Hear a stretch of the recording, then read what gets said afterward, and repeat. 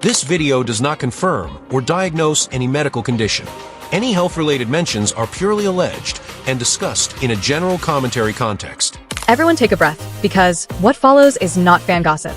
This is the sort of disclosure Hollywood has spent decades hoping would stay buried. Past the velvet barriers, the camera glare, and polished digital fantasies, there's allegedly a reality so unstable, so dangerous, it threatens to shatter images, dynasties, and send tremors across an entire business. Tonight, one name is shaking the industry from deep within itself. Now, the entertainment sphere inside out, Teyana Taylor, while a voice famous for igniting chaos, has finally ripped open a silence many thought was sealed forever. Tasha K. Because, according to the explosive allegations aired on her show, this isn't petty fame drama. It's about alleged danger, betrayal, and a murky scenario nobody wants to openly face. Now, sources murmur about allegedly shielded files, off-record medical findings, and quiet conversations now dragged into a storm so chilling some label it an industry-wide horror. Stories of a hidden condition, claims of unreported exposure, and suggestions that influential players may have been unknowingly drawn into something far heavier than gossip. Fans are frozen, stunned, speechless, watching closely unfold. Executives are said to be panicking, and behind sealed doors, phones keep buzzing, attorneys assemble, and crisis plans begin moving fast. Because if even fragments of these charges prove credible, this stops being rumor fuel. It becomes a public issue, a looming career collapse, and a storyline that could permanently change how one of Hollywood's most protected figures is perceived. So before this pushes further, ask yourself one question. What if the persona you believed in most was hiding the deadliest secret imaginable?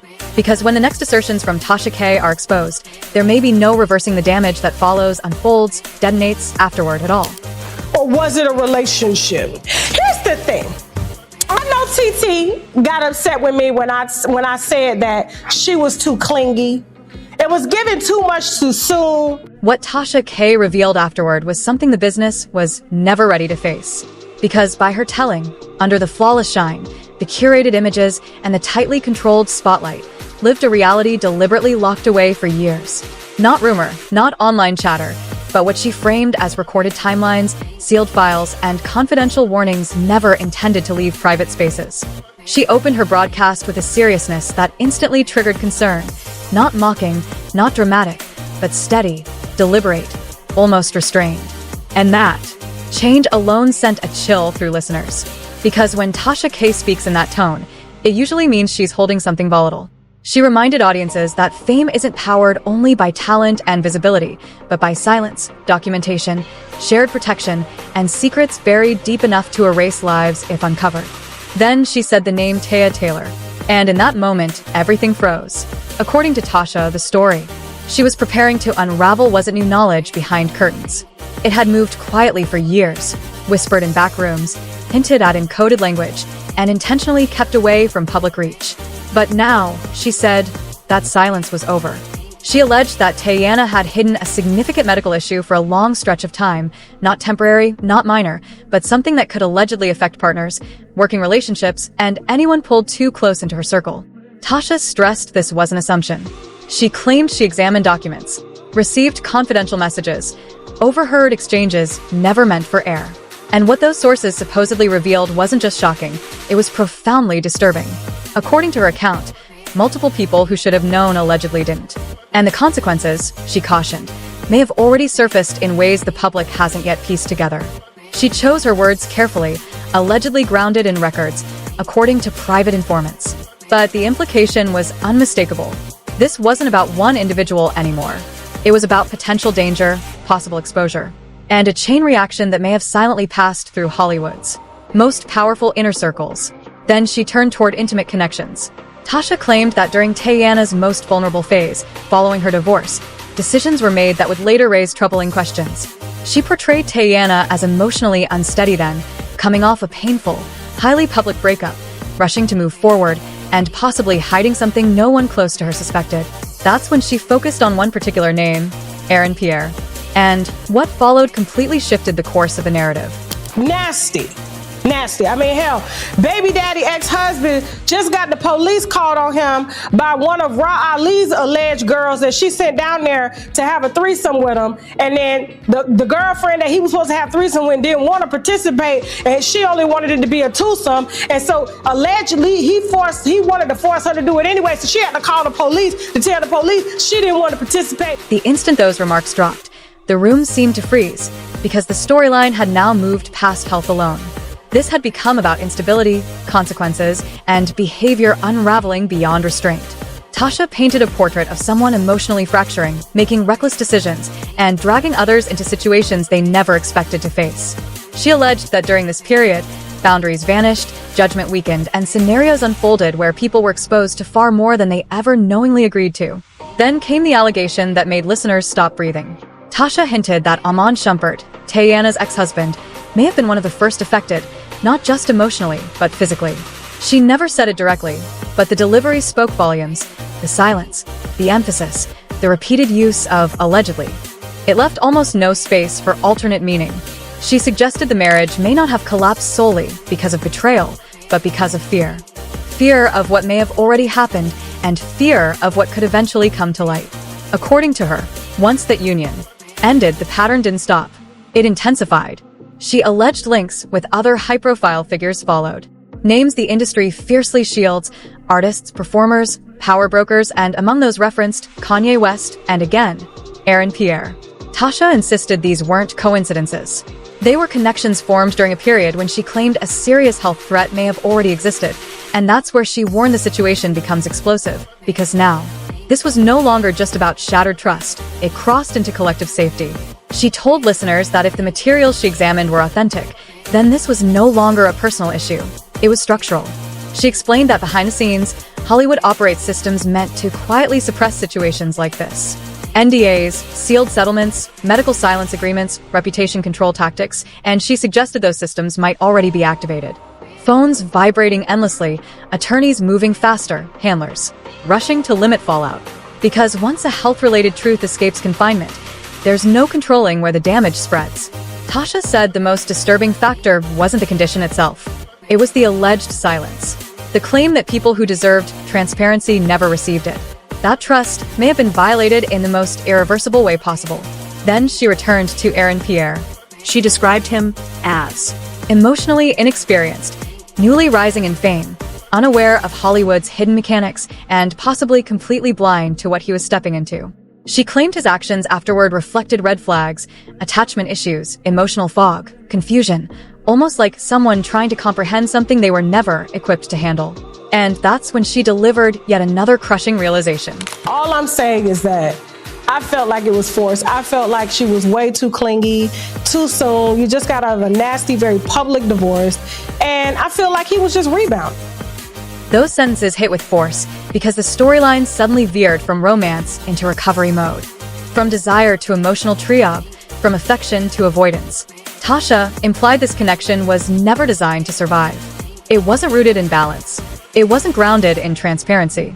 It was constructed as an exit. An exit from a broken marriage, from looming controversy, from anxiety, and perhaps from a reality becoming impossible to suppress. She told her audience the most unsettling element wasn't rumor itself. It was the sequence, the overlap, the secrecy, the emotional instability, and how many people may have unknowingly stepped into chaos without warning. By the time she closed that segment, one conclusion was unavoidable. This was no longer a story about celebrity romance. This was the opening act of something far more sinister. Because if even fragments of her claims were accurate, the chapters ahead would not center on heartbreak. They would center on danger, harm, and repercussions Hollywood cannot rewrite. And as Tasha paused, the tension was palpable. Everyone sensed it. The most perilous part of the narrative hadn't even surfaced yet.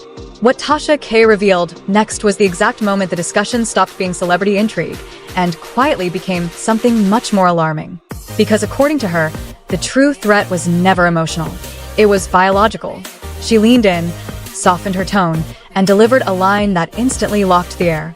This wasn't simply about failed relationships. It was about exposure, danger, and an invisible web that may have reached far beyond public imagination. She claimed that once the alleged condition existed, every connection afterward became a possible domino effect. Not gossip, not conjecture, but what she described as an enforced silence. According to Tasha, inside Hollywood's private corridors, medical truths are not treated like they are elsewhere. They are managed, filtered, contained, and sometimes erased entirely. She explained there are structures built to shield images, not individuals, physicians bound by secrecy, attorneys locking files, handlers redirecting storylines. And within that framework, truth becomes negotiable. She told listeners the most troubling discovery wasn't the illness itself. It was the chronology. Because according to her cited materials, the condition may have existed long before multiple prominent relationships began. And if that were true, then people may have been placed in danger without knowledge or consent. She said there were backstage murmurs, subtle alerts, quiet phone calls, strategic distance, but nothing ever crossed into public awareness until now. Then she addressed the human cost because danger alone doesn't end relationships. Fear does. She described how insiders allegedly observed behavioral shifts, withdrawal, mood swings, abrupt separations, sudden exits from future plans, as if people were leaving not by choice, but by instinct. She suggested at least one partner started asking questions, serious questions, medical questions, questions without comfortable answers. And once those questions emerged, relationships disintegrated overnight. No press releases, no explanations, just silence. Then she returned to Aaron Pierre, this time not as a distraction, but as a possible breaking point. Tasha claimed this was the relationship where the alleged secret became impossible to suppress because Aaron, according to her, was emotionally distinct from the rest. More attached, more open, more deeply invested. She portrayed him as someone searching for steadiness, only to find confusion, secrecy, and emotional turbulence. And what she said next left the audience uneasy. She claimed that after the relationship ended, those around Aaron noticed signs of strain, anxiety, withdrawal, behavior suggesting someone wrestling with something they couldn't articulate. And that's when Tasha delivered one of her most chilling observations. She said this was the moment the situation quietly evolved into an industry alert. Not public, not formal, but whispered conversations, managers warning managers, agents calling agents, doctors offering private guidance. She alleged certain individuals were discreetly advised to get tested. No announcements, no warnings, just silent precautions. And then she posed the question that shifted the entire broadcast. What if this didn't end with one relationship? What if it didn't end with two? What if it was never contained at all? She told listeners that based on what she reviewed, the alleged network stretched further than anyone realized. Not only partners, but collaborators, musicians, actors, producers, people sharing close spaces during tours, productions, and private gatherings. And then she spoke the name that sent tremors through the chat, Leonardo DiCaprio. She didn't accuse. She didn't confirm. But she raised the possibility that if the pattern continued unchecked, even Hollywood's highest tiers could have been touched. And that's when she stopped speaking, because the gravity had landed. This was no longer entertainment chatter. This was a public health scenario.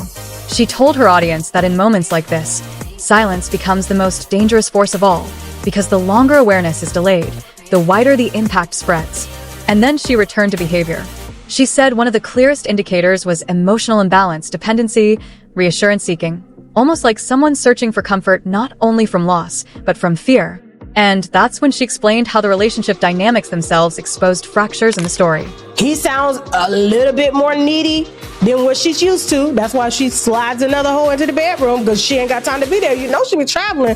She got 2 kids she got to fend for, you know what I'm saying? And she be on everybody's project, including her own. And she ain't got time to be settling down and cuddling and sucking on a man's ear to make him feel comfortable. And every time I saw them together, he was always like...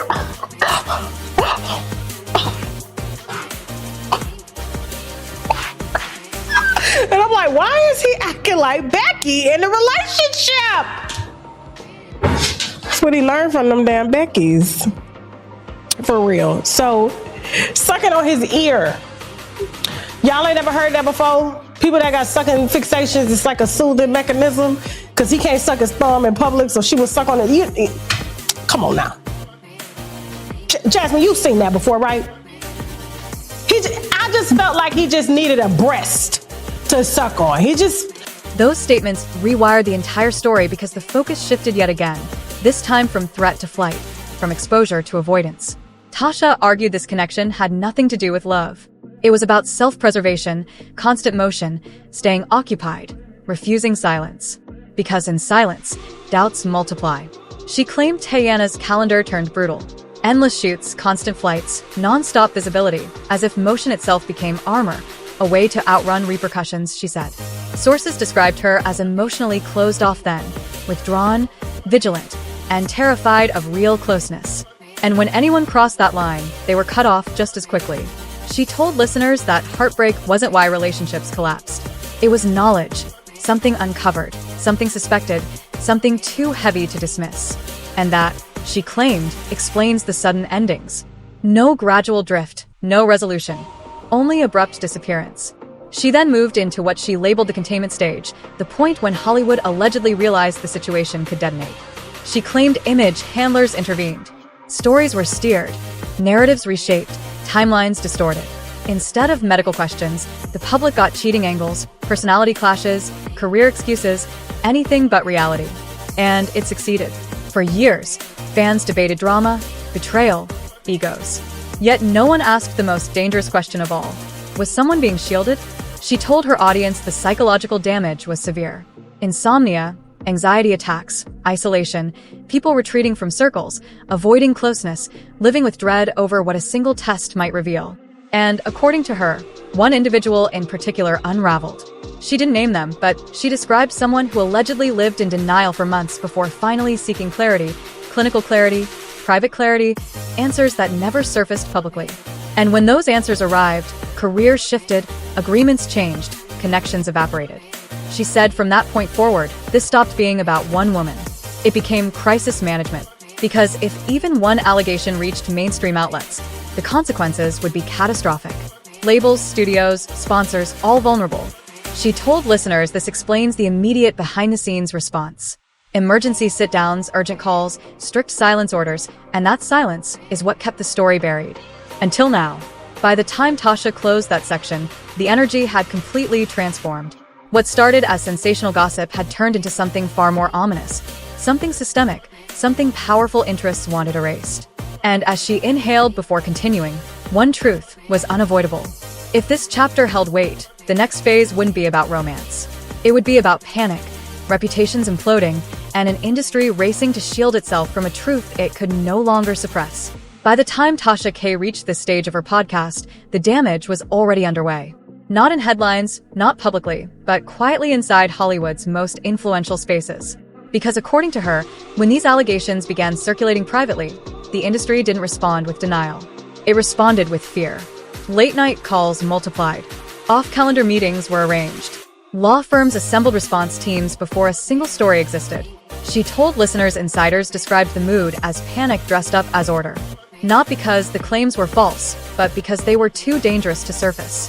Then she revealed something chilling. She claimed that after the split with Aaron Pierre, Teyana didn't simply move forward. She allegedly entered image defense mode. According to Tasha, this was when reputation control became paramount. Stylists adjusted narratives, publicists revised timelines, and every interview suddenly felt scripted. She alleged subtle attempts were made to erode Aaron's credibility, quietly questioning his mental state, framing him as unstable, obsessive, not attacking openly, just reshaping perception.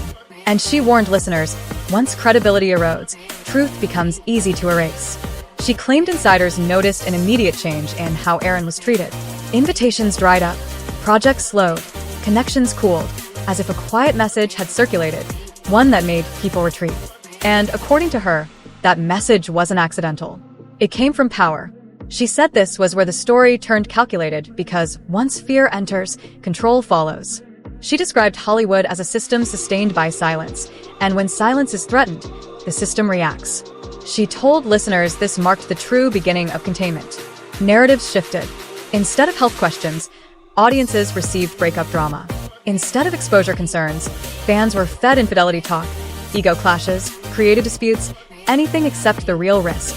And it worked for a while because while fans argued online, executives quietly managed liability. She claimed certain individuals were advised to step out of sight. No carpets, no events, no appearances. Testing was arranged discreetly.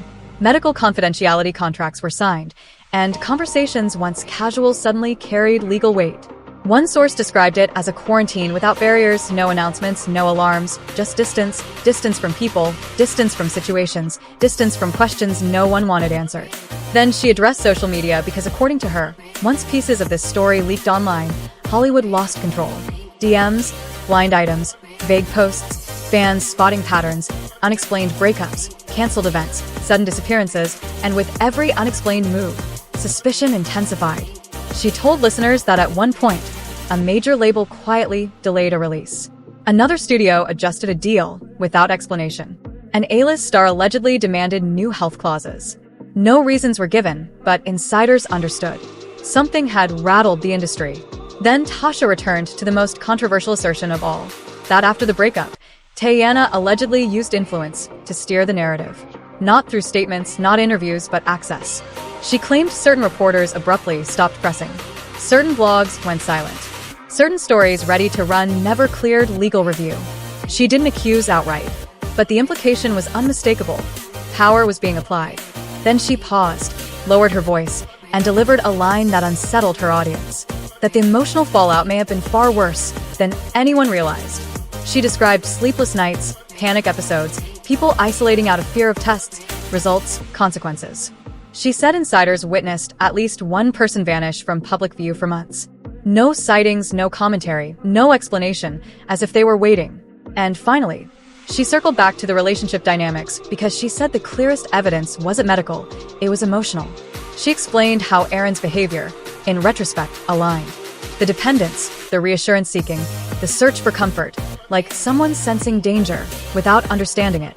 And that's when she delivered the conclusion that closed this chapter completely. People think it was a PR relationship. I feel that it was. I feel like it was mutually beneficial. They both could have used the PR. This helped her to distract from what was going on with Eamon. Is that his name, Jasmine? It's Iman. Now that he's, Iman. Iman. Okay, y'all know I'm bad with names. And so it was. Those statements struck like a final ruling because the story shifted one last time. From romance to ruin, from connection to calculation, from scandal to concealment. Tasha implied this relationship may never have centered on affection. It may have been about exposure control, steering attention, rewriting narratives, keeping eyes away from something far more perilous developing out of sight. She said the timing alone felt suspicious. Immediately after divorce, right as whispers began, just before questions could grow. Almost engineered. She told listeners this is how Hollywood often survives disaster. Not through denial, but diversion. Launch a new storyline, spotlight a fresh romance, saturate feeds with glossy images. While audiences argue over love, the real issue fades quietly into the background.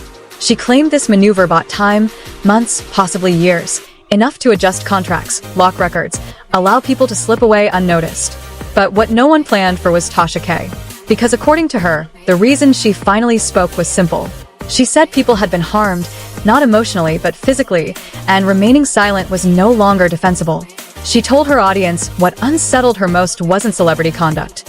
It was the structure of protection, how influence shields itself, how facts are buried beneath access, and how those without power absorb consequences alone. She said that if even one person had unknowingly been endangered, then the story had to be told, regardless of discomfort, regardless of fallout. And she cautioned her listeners. This was only the start because once fear moves through an industry, it leaves evidence, legal evidence, medical evidence, digital evidence, and eventually someone speaks.